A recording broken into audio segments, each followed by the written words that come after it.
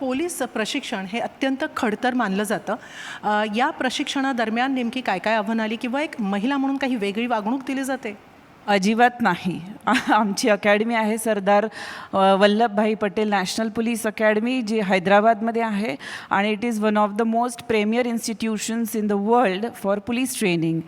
या ट्रेनिंगमध्ये किंवा या परीक्षेमध्ये देखील तुम्हाला महिला म्हणून वेगळे मार्क मिळतात किंवा तुम्ही महिला आहे म्हणून तुम्हाला हलकी फुलकी शस्त्रास्त्र दिली जातात ट्रेनिंग करण्यासाठी, असं अजिबात नाही.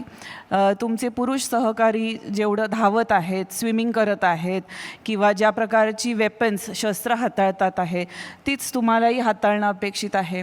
हॉर्स रायडिंग असेल किंवा अनआर्म्ड कॉम्बॅट असेल, ते सगळं सगळ्यांना सारख्याच पद्धतीने शिकावं लागतं, कारण सगळ्यांचा मेंदू समान आहे. आणि अधिकारी म्हणून तुम्ही जे अधिकार मिळणार आहात, तुम्हाला मिळणार आहेत, ते देखील समान असणार आहेत.